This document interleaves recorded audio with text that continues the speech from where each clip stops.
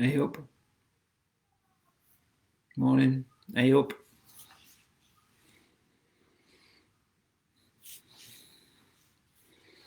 Well, if you're on today, I think I'll be impressed because it's Bank Holiday Monday. So many of you may have opted to go out. So let's see who pops in and sees us today. Oh wow. It went from 0 to 6 in a second. Hi Rosie. Hi Leah. Hi Charles, Frida.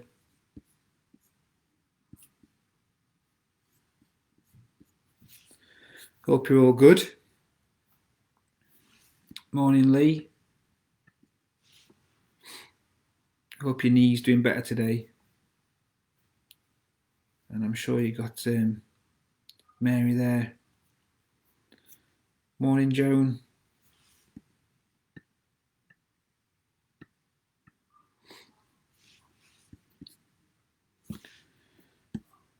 Well, thanks for joining me. It's good to see you. Just going to wait just one more minute while people are coming in. Morning, Tack. Morning, Maria.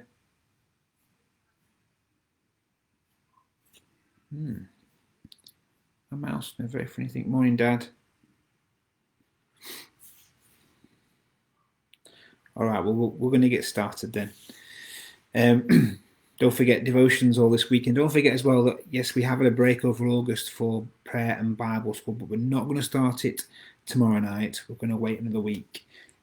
So yeah, that'll be next week. So don't kind of try and zoom in tomorrow night or anything because there won't be anyone there. It'll just be you.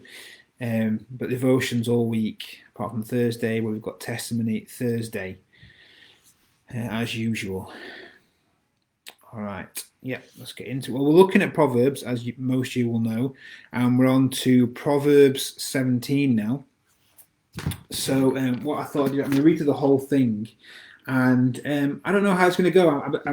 I think it might be a bit disjointed today, but the plan would be to kind of tie it all together, link it all together in some way, which is quite difficult for Proverbs because there's every single chapter is literally jammed packed with stuff, and you can take every verse on its own, but there are some defining characteristics in this chapter that I want to pull out of and pull out on a theme really.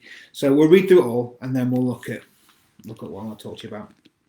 So from verse 1, it says, "Better a dry crust with peace and quiet than a house full of feasting and strife. A wise servant will rule over a disgraceful son and will share the inheritance as one of the brothers. The crucible for silver and the furnace for gold, but the Lord tests the heart. A wicked man listens to evil lips, a liar pays attention to a malicious tongue. He who mocks the poor shows contempt for their maker. Whoever gloats over disaster will not go unpunished. Children's children are a crown to the aged, and parents are the pride of their children. Arrogant lips are suited to a fool. How much worse lying lips to a ruler. A bribe is a charm to the one who gives it. Wherever he turns, he succeeds. He who covers over an offence promotes love, but whoever repeats the matter separates close friends. A rebuke impresses a man of discernment more than 100 lashes a fool. An evil man is bent only on rebellion. A merciless official will be sent against him.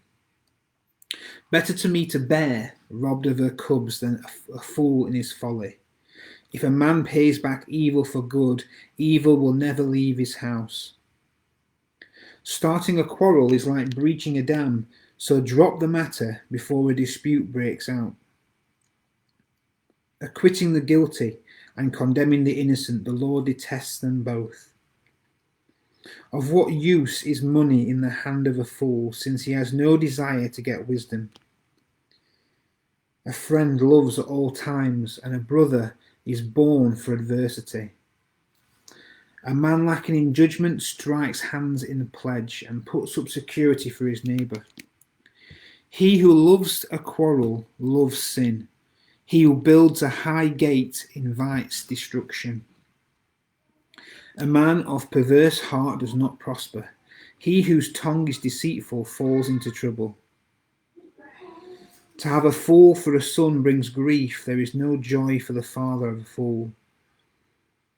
A cheerful heart is good medicine, but a crushed spirit dries up the bones.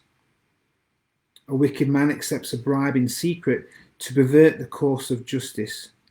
A discerning man keeps wisdom in view, but a fool's eyes wander to the ends of the earth. A foolish son brings grief to his father and bitterness to the one who bore him. It is not good to punish an innocent man or to flog officials for their integrity. A man of knowledge uses words with restraint, and a man of understanding is even-tempered. Even a fool is thought wise if he keeps silent, and discerning if he holds his tongue. So like I said, there's so much in there. There's a defining theme that I wanted to bring out today, which I think is quite important. Before that, I'm just going to double check. I'm always really nervous on Monday. Morning, Pat. Morning, Mark. But I'm always a bit nervous because I always think maybe the settings are wrong because we had church the previous day. But anyway, by the looks of it, you can all hear me fine. So, verse 1, it says, better a dry crust with peace and quiet than a house full of feasting and strife. So you read that and you think, okay. So it's saying that it's better to have little, better to have nothing, but have peace and quiet. So peace and quiet must be the aim, right? Peace and quiet must be the goal.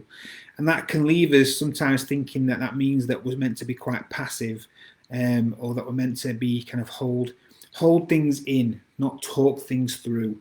That it kind of gives the impression that we're supposed to bend over backwards for people and not expect anything in return. It might also make you feel that we're supposed to let people walk all over us, but that's not what it's saying.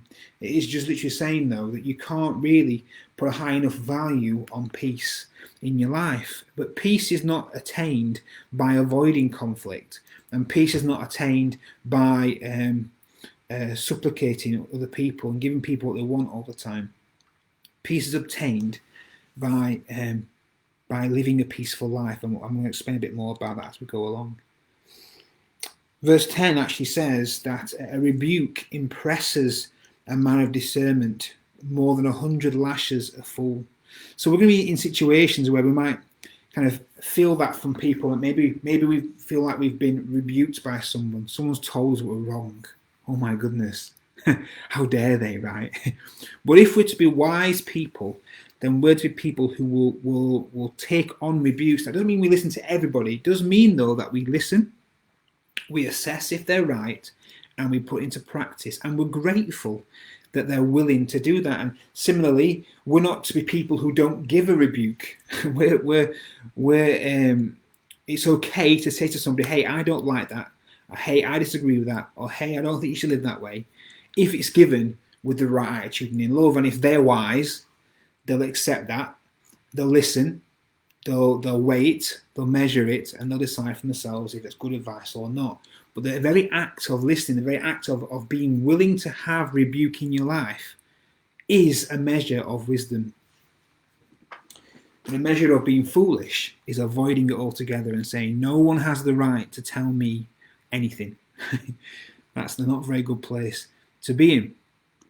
Verse 5 says that he who mocks the poor shows contempt for their maker. Whoever gloats over disaster will not go unpunished. It's a really important thing. So sometimes when we take up, when someone disagrees with us, or there's strife is brought into our life, or rhymed, or there's some kind of confrontation that we're struggling with in some way, shape, or form, or someone's doing something that we really disagree with, that we feel is affecting our life, this idea here of mocking people, of creating an offence in our heart, and almost like either behind the scenes or to their face, berating them, pulling them down, mocking them. We're actually not mocking the person, or well, we are, but in mocking the person, we're actually pulling down God.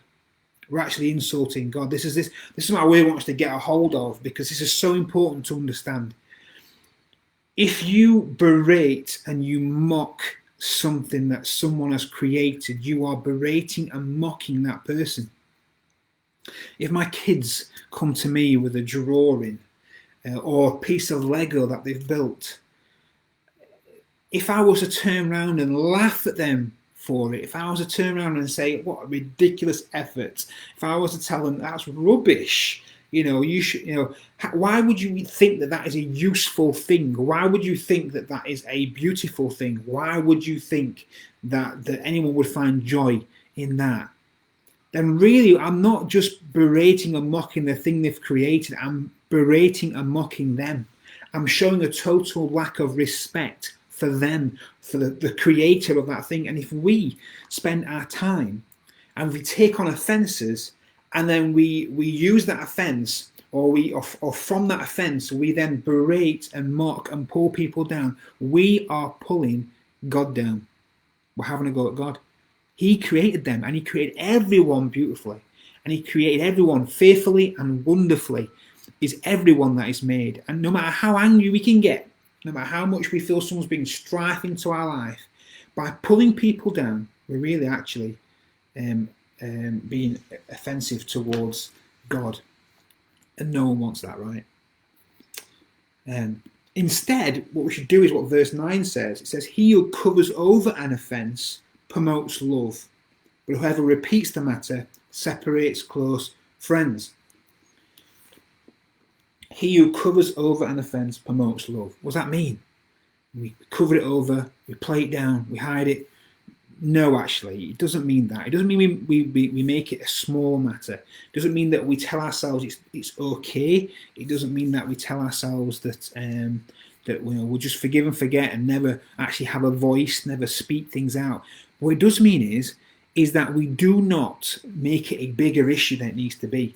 It does mean that we do not include people that do not need to be included in on the matter. We're not covering over the offence, the issue. We're covering over the offence. It's the offence we're covering over. If we decide to share that offence with the people, then what we're doing is we are separating that person from the person that we have an offence with.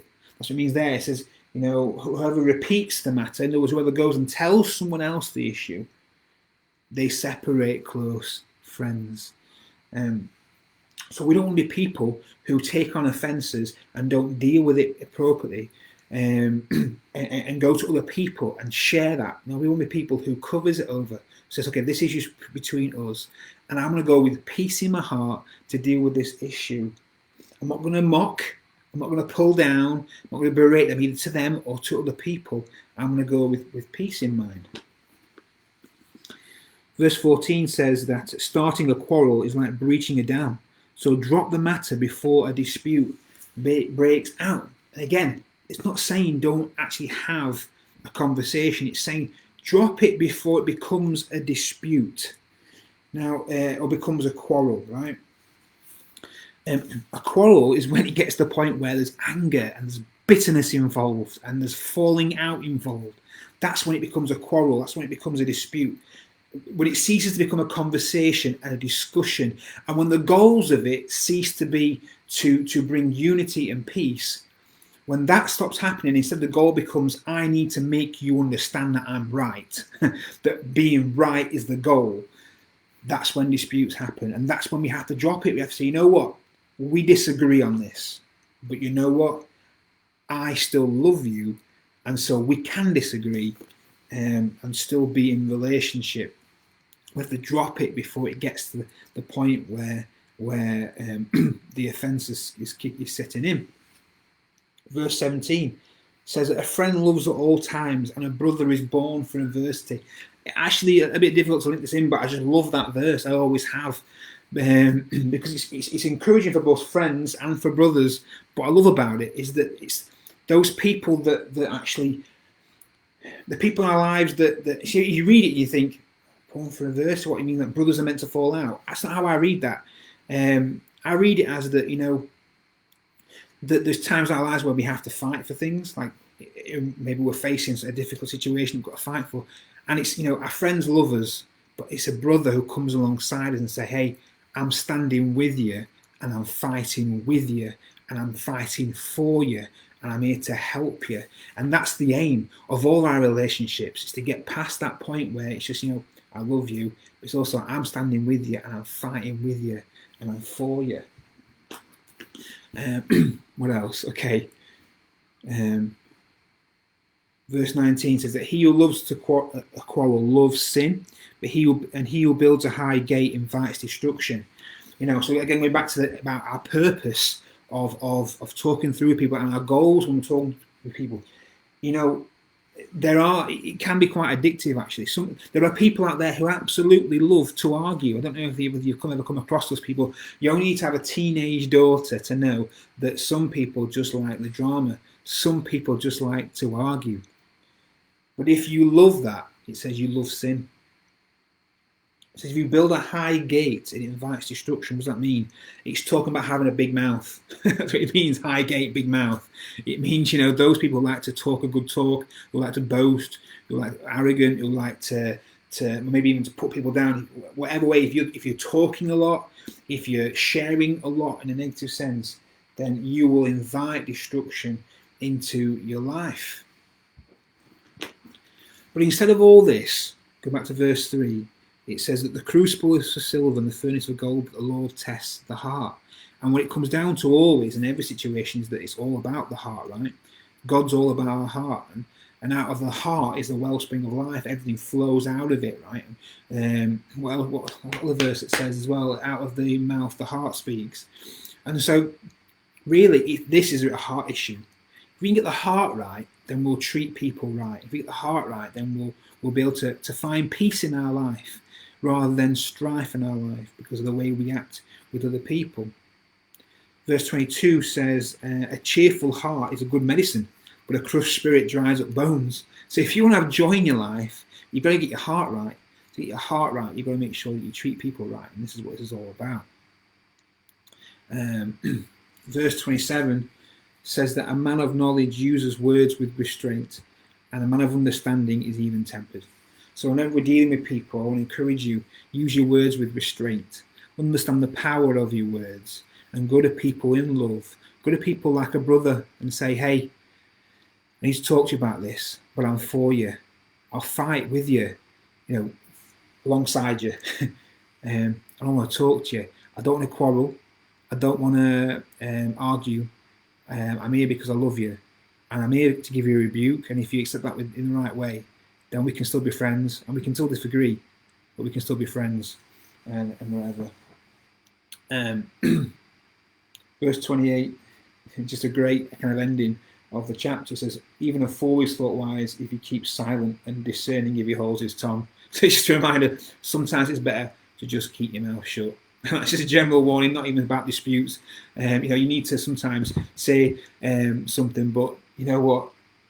A generic rule, a good generic rule, is keep your mouth shut. Because when you keep your mouth shut, rather than speaking your mind all the time, then even if you are a fool, you'll look good. You'll look wise. Sometimes it's in the opening of our mouths, and it's when we look foolish. Well, often it is. And then just want to finish with going back to verse 2. Because this is something that God's been speaking to me about quite a lot recently, and doing some work in my heart. It says that a wise servant will rule over a disgraceful son and will share the inheritance of one of the brothers. A wise servant will rule over a disgraceful son. And God's been really speaking to me about this. Is being a servant to people. And, one of the easiest ways to get offended is to say, I'm not getting what I want. This is affecting me. You've taken this from me. I didn't like the way you spoke and you treated me. And it's very me-centered. Offense is generally me-centered. But Jesus, when you look at what Jesus did when he came to earth, he was all about the people. He was the prime example of a servant. He lived his entire life to serve other people and ultimately to die. I heard a preacher recently put out this: Jesus played to lose. Always. Always. When he knelt down and he washed people's feet, when he went around healing people, when he went around sharing the gospel with people, when he hung on a cross for me and you, when he was there, and he turned to the guy at his side and said, "Today you'll be with me in paradise." Jesus played to lose, because when he lost, we won. And that's how we have to live our lives. Being servants to all, sacrificing ourselves for the good of other people. If we do that, we're being more and more Christ-like. And so I've started now each day praying to God, God, how can I serve others? How can I serve my wife? How can I serve my kids today? How can I serve the people that I come in contact today? Help me to be a servant. And when things happen, because I get offended too, you know. I think there's a myth that pastors don't get offended. You know, actually, I was just saying this just even today, actually, to someone, that's not right, actually. You know what? People think that, you know, pastors, they make decisions that offend people. Yeah, they do. But generally speaking, we're just doing what we feel God's calling us to do. And generally speaking, we're probably offended most days at people. Like someone does something, you know, most days that kind of offends or upsets. And we have to just learn to let it go. But I guess what I'm saying is this. God's teaching me through all that to think, you know what, how can I serve this person and not serve myself? How can I drop that self, that need to fulfill my own needs, the thinking about what I want and what I need, and start thinking, okay, you know what, it's not about me. It's about God and about people. And that's where our focus needs to be. I've spoken too long. So I'm going to leave it there. Hope you have a good day. Yeah, enjoy the rest of your bank holiday. Do something fun. Hopefully it's been nice weather. It feels pretty chill out there, but it's nice open sky. So hopefully it'll warm up in a bit and we'll have a good day. But if not, hey, who cares? It's Monday. Life is good. God is good. In life is what you make it. So go out and spend time with people, love people, serve people, and have a great week. And see you soon. Bye.